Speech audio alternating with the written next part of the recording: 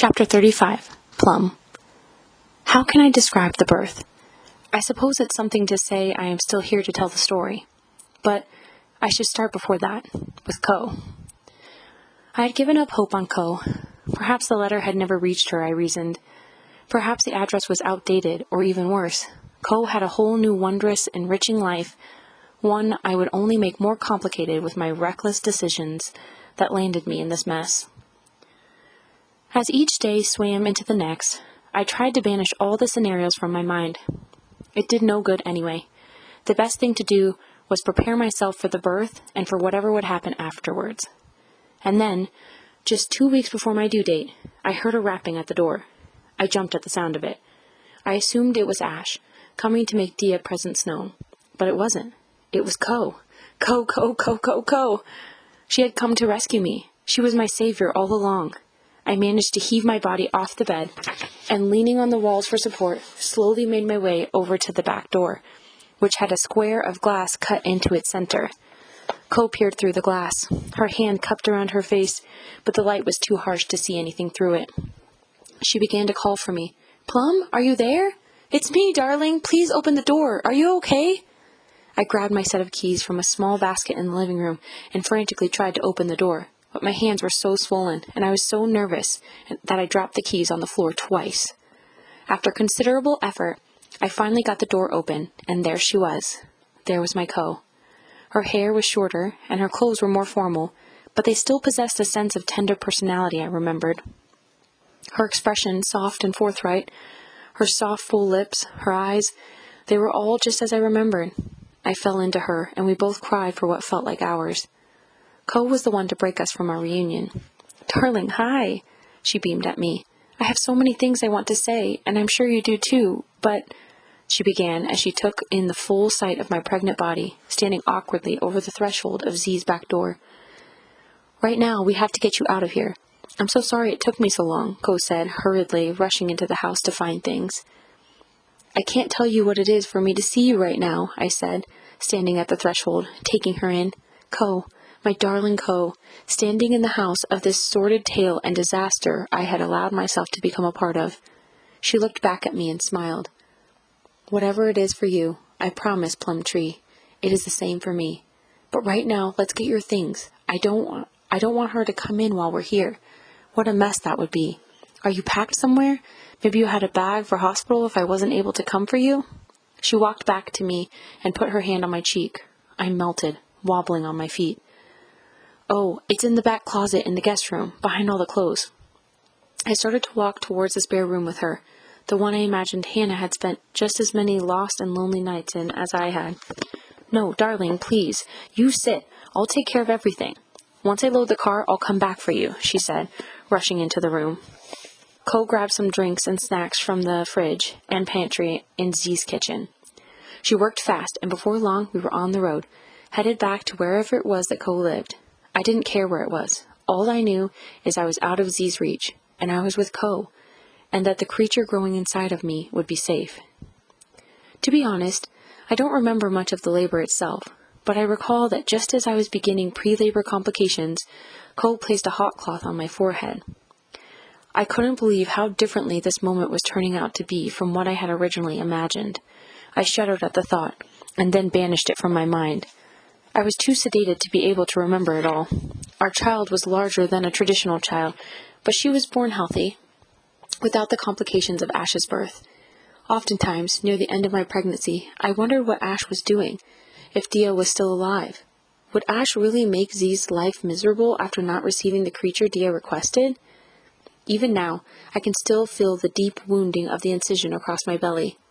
Sometimes I trace the scar the procedure left, as it's all I have to remind me of that time. On one side of me was Co, coaxing me through the birth as I fell in and out of consciousness from the pain and drugs Silber administered. After discussing it at length with Co, telling Co everything that transpired with Z, and all that Z told me, we decided it made the most sense to have Silber with us as support for the delivery, a note of gratitude for all she had done for Hannah. Besides, this was Hannah's biological child, in a sense. It was the child Hannah was always meant to have.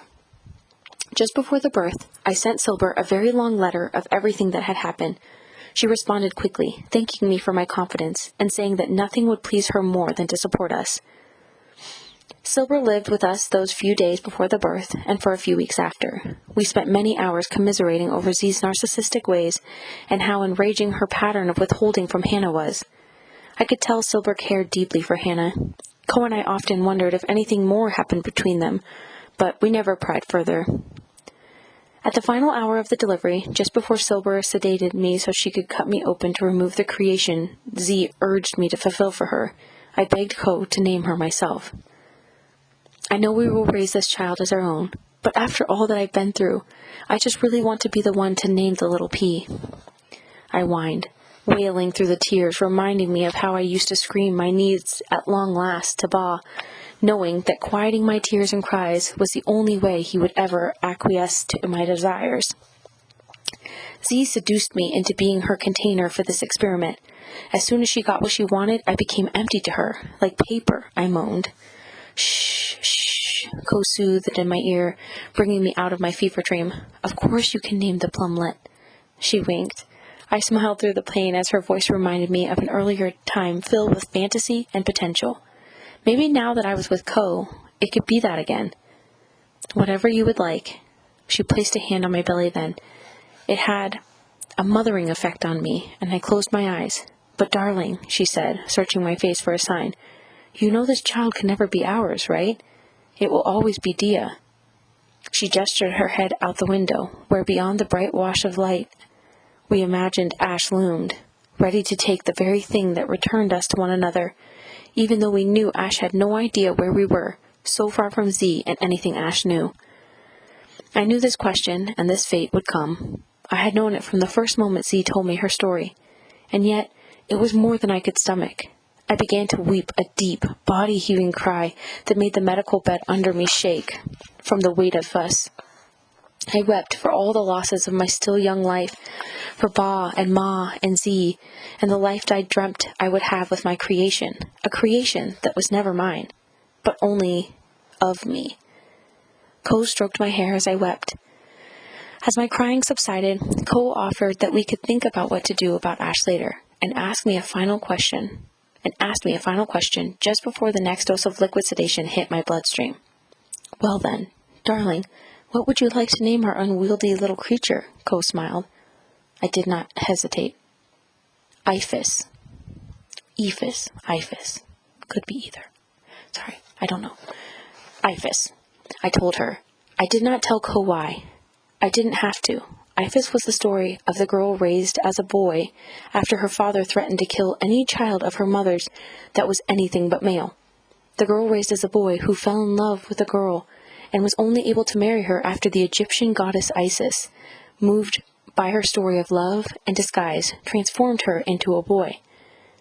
It was a story Co shared with me one day during one of those late nights at the ceramic studio, just before our first kiss. I infused my child that I made with Z with the love I had for Co. I hoped that wherever Iphis ended up, she would be happy and well cared for, and that through Ash's experience of love from Pine, intertwined with the knowing of loss and abandonment from Z, she would find solace and attachment. I wanted her to have something more than I had, something more than I was allowed to offer her myself. It was in this state of blessing the child that wasn't to be mine that I fell into the deepest sleep. And it was in the state of blessing the child that wasn't to be mine that I fell into the deepest sleep.